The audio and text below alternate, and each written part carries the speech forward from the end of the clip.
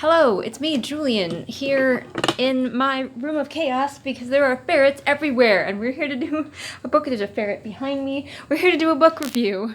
It's Chai Chai, everyone's favorite Chai Chai. Jadzia is rocking out, dancing. Tendy is here. Oh my goodness, it is just a party. Today we're here to do a book review that was a request from one of my patrons. It's Tendy, Tendy Bear. That's right, you can request me to read books and review them over on my Patreon. I have a level where you get to, quote unquote, boss me around. Sorry if I keep reframing the shot. I just have to keep readjusting how I'm sitting because there were ferrets. Anyway, that book is called The Lake House. Not to be mistaken for all the other books called The Lake House. Please, if you're considering naming your book The Lake House, think of maybe a different title, actually. Is somebody eating something they shouldn't in there? That's what having ferrets is like.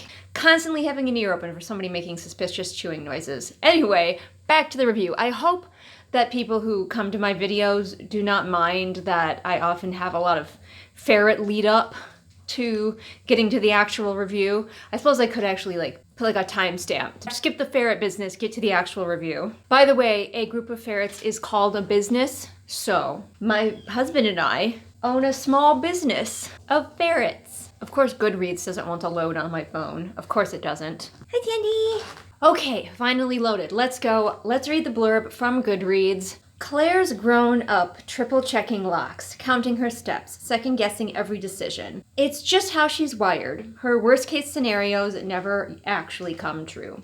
Until she arrives on an off-grid summer camp to find a blackened, burned husk instead of a lodge, and no survivors except her two other late arrivals, Reva and Mariana. When three girls find a dead body in the woods, they realize none of this is an accident. Something is hunting them. Something that hides in the shadows. Something that refuses to let them leave.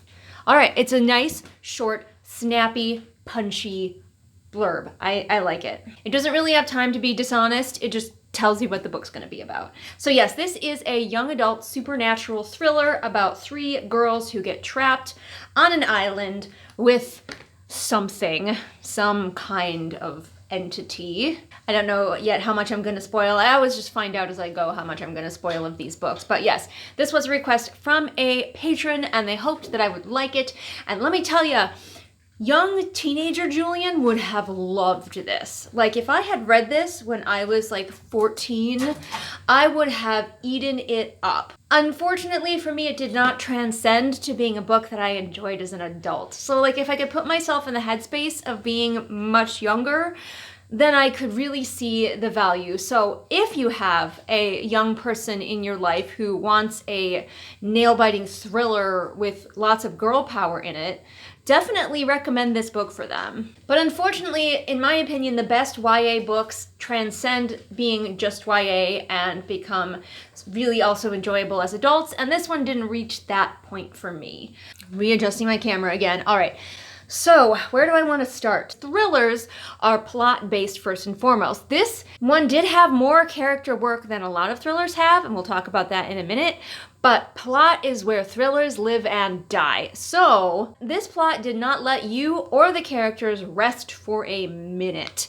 Like, the girls get to this island, immediately discover that the house has burned down or the lodge has burned down. They assume that all of the other campers were killed in the lodge, and they run back to the doctor, try to flag down the person who brought them here, but oh no, he's too far away and he can't hear them. Now they're trapped on this island and everything keeps going wrong. Like, you think that enough things have gone wrong? No, you are incorrect. More things are going to go wrong because as they try to survive out here, things keep thwarting them. The girls spend the majority of this book dehydrated and starving. It was tense and intense. Every single time they think they're finally gonna have a drink of water, every single time they think that they finally found food or tools or something that will help them, it is snatched away, either by fate or the supernatural entity they are contending with. So if you want a thriller where the plot does not stop, this might be the one for you. Like, seriously, I was exhausted on their behalf because nothing ever went right for them. Every single time they would see a modicum of success, it would be like ripped from their hands. The only thing that I felt was a little bit lacking is while these girls are very dehydrated, we don't get a lot of like the symptoms of dehydration talked about. They talk about that their mouths are very dry, but none of them ever really get super brain foggy or get headaches or anything. And they are able to scrape together like maybe just enough water, enough drinkable water, because they're surrounded by a lake. So they could boil the water, and they know this. They know they shouldn't drink the lake water. They have to boil it. But every time they get a fire going, things happen. So yes, just nonstop disaster for these girls. So if that is the kind of thriller that you enjoy, like most thrillers sort of start out slow and then ramp up towards the ending, this one is kind of the same level really throughout. At a certain point, it seems like help has finally arrived for them and the girls actually start to have hope, and I'm sitting there going, I know this is not a thing. Like, I know this is too good to be true because I've seen the rest of the book that we've had so far, and, you know, sure enough, it's too good to be true, and the girls get shat on once again by fate, life, the supernatural being, everything. Now there is another overarching plot with the supernatural being of what it is and why the girls are actually here. And I had my theory going right away, but I was right and I was wrong, and I'm a little bit disappointed by that. And I do kind of want to talk about what my theory was and what I wished had happened, but I might wait until the end of the video to do that because that is like a major end of book spoiler if I talk about what I wished had happened. But all right, let's get on to characters. They were a bit hit and miss for me. Like I said, this book is way more character oriented than most thrillers. This is actually the story of 3 girls who have sort of bad parents. Like their parents, they range from like neglectful parents to like helicopter parents, erring more on the helicopter parent side of things. Like our main character, Claire, definitely has some helicopter parents. All of them are only children whose parents are kind of obsessed with their like academics, with their achievements, with like living vicariously through their children. So Claire's parents force her to do ballet and all of these things even though she doesn't want to. And yeah, the other girls also have very similar backgrounds. So even though we've kind of got Claire, who is the quiet, anxious one, we've got Mariana, who is the outgoing, feminine one, and we have Reva, who is the stoic, badass one. They all kind of have similar backgrounds, which led me into my various theories about them, which we'll talk about later. And I really like the message of this story about not only like girl power, because they have to figure out how to survive and not give up when everything is shitting on them, but also of friendship, because this is actually the story of a growing friendship between these three girls who have never met each other until today, who are fairly different from each other personality-wise, but they complement each other well, or at least they try to. The book tries. It tries and it fails a little bit in my opinion, but I think that comes down to it being YA, and almost, if it wasn't for some of the horror elements, I would say it skews even a little bit towards middle grade, in my opinion. It's younger end YA, in my opinion. Like, I know the girls are like 16 and 17, but in YA, usually the reader for that age group is younger than that age group. So the girls all have their personalities, but we're only in Claire's point of view, and Claire would have been so relatable to baby Julian, because Claire has anxiety and a panic disorder for which she has clearly not been treated. Like, she only has just a lot of internalized guilt over having anxiety and a panic disorder. She's had panic attacks before in public, and her parents just basically found them horrifying and embarrassing, and so she has just like locked it down. Like, she is... One of her new anxieties is that she will have a panic attack in front of people and they will hate her. So, you know, that's just what a person with anxiety needs. And hello, I have anxiety. Have had it my entire life. I do not have a panic disorder, which is good. I don't usually have panic attacks. It takes a lot to push me into a panic attack. But the anxiety is constant. And so, like, being in Claire's head was very familiar territory for me. Like, I was like, oh yeah. All of this, especially when I was younger, all of this, so much this. It might be a little frustrating to somebody who doesn't have anxiety to read, because Claire is in a constant state of catastrophizing and being a Debbie Downer, which is my home. That is where I live. Catastrophizing and being a Debbie Downer. But I could see how that might be like a difficult read, a difficult thing to relate to if you don't have anxiety. But the thing about the story is that we find out that Claire is actually a really good leader because of her anxiety, kind of. I feel like this book walks right up to the edge of that harmful trope that is basically my anxiety is a superpower, actually. It walks right up to the edge of that. It like dips its toe in, but doesn't quite get there, because we do understand that her anxiety and her panic disorder are debilitating sometimes. And so the fact that she's a really thoughtful planner, which comes from her anxiety, and I am too, I'm a thoughtful planner, so I get it, that our anxiety makes us want to plan everything, and that makes her a good leader because she stops, she thinks, she plans, and she's got the worst case scenario always in the back of her mind. So I get that. But I think the book does just manage to escape my disability is a superpower, actually, by showing that also, like, her panic attacks are debilitating and her anxiety and catastrophizing are wrong. So sometimes, a lot of the time, especially when it comes to people, because she's in a constant state of thinking these other girls hate her and won't like her if they find out her real personality. And of course they do like her and they look to her as a leader, and like her slow coming to realize that. But because we're only in Claire's point of view, the other two girls suffer a little bit. I almost wish that we'd had all three POVs. It would have made the book a lot longer, but it would have been stronger for its message. Riva, I'll start with Riva. She is the stoic badass archetype. She kind of has a flat affect going on. She has spent all of her life trying to prove herself as like strong to her parents because of something that happened in her past. I won't reveal it. But so you just know that she at some point is going to have a breakdown. And when she does, it was pretty gratifying. It was like, yes, there it is. There's the big emotional breakdown we've been waiting for her, because she's the stoic one. She's the calm one. She's the sarcastic one. And I'm so defended that I actively work to make people dislike me so I won't feel bad when they do. Can I go now? I think her character was fine. The character that I have the most problem with is Mariana. Mariana is the open, feminine, girly archetype. But her thing is that she has been underestimated because she is more feminine, and so like, oh, nobody thinks I can do anything because I'm very girly, but oh, actually, I love to fix cars, which I think undermines what the author was trying to do with her character. Because if you have her be like super feminine, but then you go, oh no, but it's okay because she actually has a stereotypically masculine interest, actually, I think you undermined what you were going for a little bit. Like, I understand that she is underestimated because she likes to paint her nails and be kind of girly, and she's very open and bubbly. But like, it just feels like a little bit like you're shooting yourself in the foot by being like, but no, don't worry. She likes to fix cars. She's not all girly. I think she could have been girly and feminine and had stereotypically feminine interests that were useful to the plot. Because her being able to fix cars is useful to the plot. It comes up as part of the climax. It's a major part of the climax. So it's like her femininity not actually like that important. So the only thing that Mariana does is she's the group therapist, and her dialogue is the least realistic. She is in charge of saying what the themes of the book are. She's in charge of bringing up like essentially therapy topics for the other two girls. Because, oh, when she's scared, she starts asking people questions.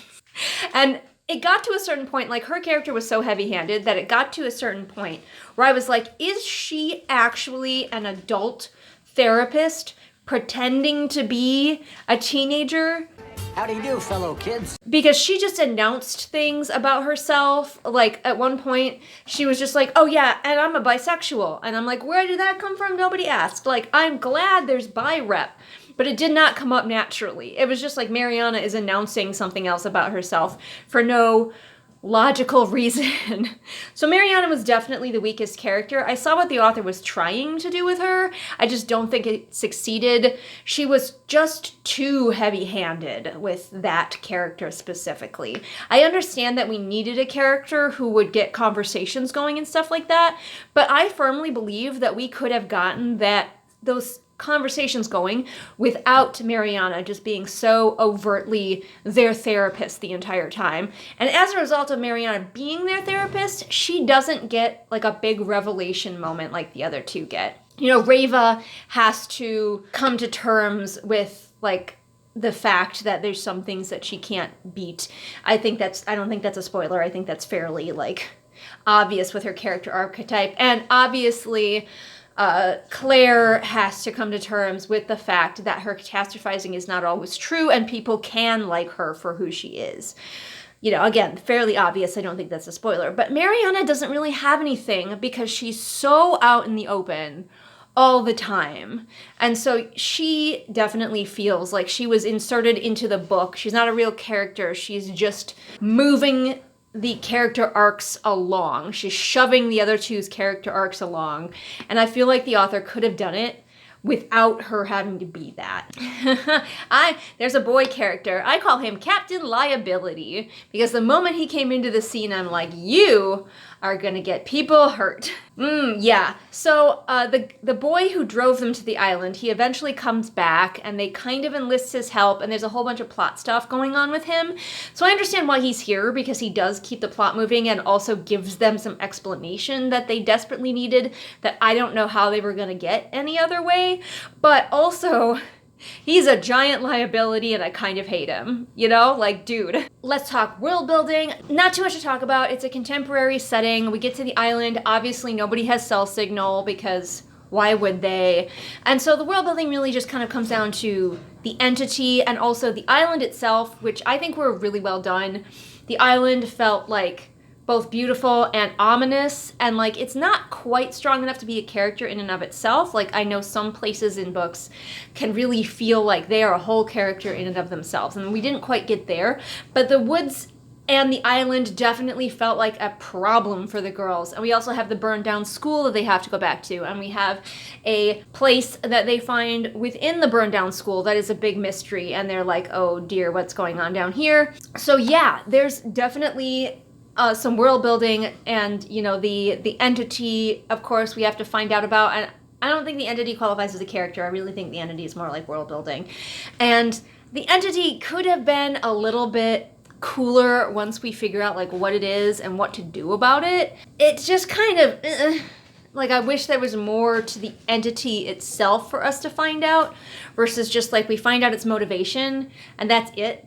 End of. Like, we don't know really where it came from or what it's doing or what it is. We're just like, okay, we know what it wants. I did enjoy the slow lead up to the entity and finding out about it and how we were getting subtle hints as the girls were desperately trying to survive. We're getting subtle hints that there's something else on the island with them, but they're so subtle that the girls aren't picking up on them. I don't know where to put this, but I'll put it here. This book might be a little bit frustrating, especially at the beginning, if you are the sort of person like me who likes to think what you would do in the scenario. So like the girls are trapped on this island and they're like, these are the supplies that we have, this is what we're doing. And in my brain I'm going, no, don't do that, that, and that. You should do this, this, and this. Like I'm always thinking about what I would be doing. But I have to back up and remember that I am a 38-year-old woman with a lot of life experience and skills, and they are 16-year-old girls. So I was able to not get too frustrated when they made like survival mistakes and they didn't like take the actions that I would have taken. But honestly, it was kind of fun, especially at the beginning, to think about like, if I was in that scenario, what would I do? How would I survive? And finally, let's talk about the craft. How was the writing itself? It was mid. I was not a huge fan of the prose. Definitely wouldn't have noticed it too much if I was reading this as a young person, but as an adult, it was kind of crunchy. I didn't love it. The premise and the characters kept me going, but the prose were flawed. Just like this side of being invisible, you know the kind of writing that is invisible, where you're reading along and you can forget that you're reading, and really that's almost what you want a lot of the time, is for the reader to forget that they're reading. And creating invisible prose is a really powerful skill that we authors can work towards. This author didn't quite get there. I kept being drawn out by noticing the craft was just a little bit crunchy for me. It won't bother some people. Some people are less picky than I am. So especially if you're giving this book to a young reader, they will not notice or mind. Oh no, Chai is flat. Oh no, you're flat. When Chai wants my attention, or more specifically, she wants treats, she finds me wherever I am and then lays down flat on the floor within sight of me and then looks at me. Like she's laying directly in front of me on her belly, all flat, faced away from me except for her head is turned back around to look at me like, Mother, do you see me? Do you see that I am flat? Chai Chai would not survive on a deserted island. The lack of treats would get her immediately. She moves slightly and she's laying down now in a different spot. Before I close out, I promised you all that I would give you my theories.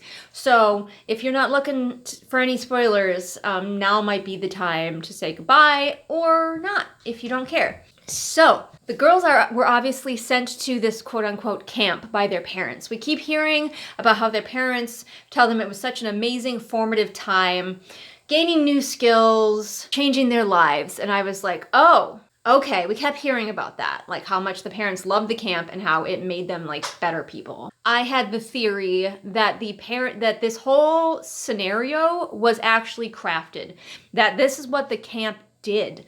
The camp specifically sent children into a no-win scenario so that they would learn, grow, achieve. But that didn't turn out to be the case. Then we found out that the parents used to be friends, which I had thought all along was probably the case, and they had gone to this camp when they were children, and they had awakened the entity and sacrificed one of their number to the entity. And then the entity was like, in so many years, you have to come back and sacrifice another one of you. And so I was like, oh.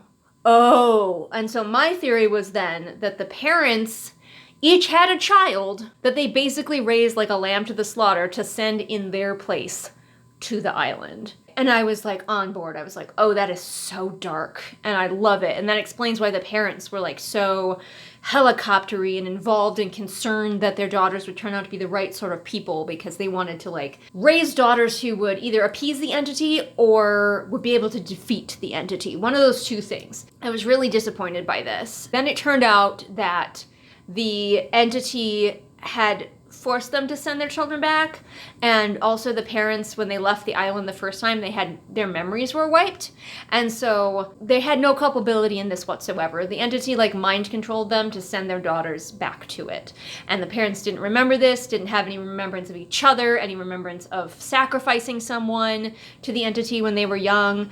And I was like, that really robs it. That robs it so much. I would have loved if it went all the way super dark and had the parents know what they were doing. I would have loved that.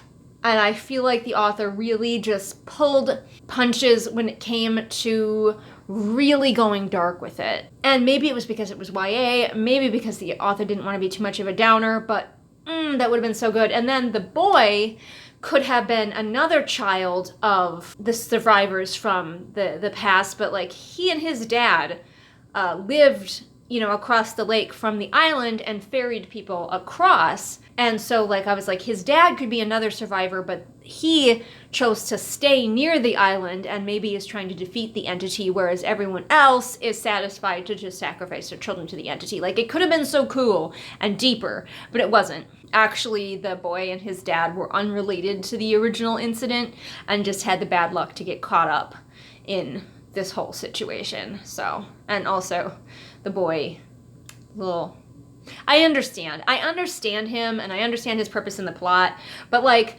he also really derailed the falling action, because the girls defeat the entity obviously, and then they start to forget, which I also hate, because like what's the point of them forgetting? They had such an important formative time on this island, and then they forgot the boy. Like he got injured and they hid him while they went to deal with the entity, and they forgot him. And then later, they remembered that they forgot something on the island, and so they had to go back, and they went back and got him. But I was like, that weird situation just derailed the entire ending. I would have just killed him off. Just kill him, and then the girls defeat the entity, and then they go home and they keep their memories. That's what I would have done. But instead, there had to be a whole portion of the falling action section of the book where they go, oh yeah, that guy. And they go back to the island and they get him and he's still alive and they rescue him. And then they remember after that. I don't love that either. All right, so thank you for participating in spoiler time. But yes, I enjoyed this book, but it was not more than a 3-star for me. It sits solidly in 3-star, which is I enjoyed it, but it's not gonna be like memorable, I'm probably going to forget about it. That's why I'm recording this like the day after I finished it, because I'm going to start forgetting details about this book. Probably. I do really like the premise, and I like how the book just kept moving. So what can we learn from this book as authors? Well, the thing that I would say that we can learn about what this author did well is if you are looking to write something fast-paced that just keeps the characters suffering, this might be the book for you. Definitely study this book. What can we learn from what the author did poorly? I would say that Mariana's character is the weakest, and that is because she mostly exists for the growth of the other two characters. So we can potentially learn from her kind of how to avoid having a character like that who's just more of a utility for the plot and less of a character in and of herself. But I have to go check on ferrets because I hear crashing noises and I suspect they were getting into something. Thanks so much for watching. Don't forget you can purchase my books, available now on Amazon, and very soon, if not already, probably very soon, I will be having a supernatural thriller that comes out. Also very character-oriented, not a young adult one, but young adults could read and enjoy it. And also, if you want to boss me around, you can find me over on Patreon, where we also have exclusive content not seen here on the regular channel. Like recently, I did a little look at a book written by an AI, so find out what we think about that. But thank you all so much for watching, and I will see all of you again next time with whatever it is I happen to be doing next time. Bye! And top! Why, it's my patrons. Patrons like Ruin Queen of Oblivion, SP Boots, Martha, July, Bird Anonymous, Sunnyshine, Nico, Sarah, Cat, 78 Kilograms of Shade, Veda, Roma, Pansing Pony, Julius the Nice Dragon, Haley, Sam, Kira, Kohikaro, Mooney, Pudmancer, Kirsten, Bear, Jojo Bookish, Robin, Ursula, Caitlin, Jessica, KJ, Lafone, Amanda, Alyssa, Rita, Deborah, Afra, Melissa, Swamp Goblin Waifu, Ashley, Sophia, Marween, Kit, Hidden Glade, Like Julie, Belle, Anne Sophie, Callison, Shelby, Zaire, Jesper, Rennie, Scribbling Cat, Savvy, Jenny, Amanda, Lisa, and Sarah. Oh, I don't know what you're talking about, but it sounds damn saucy, you lucky thing.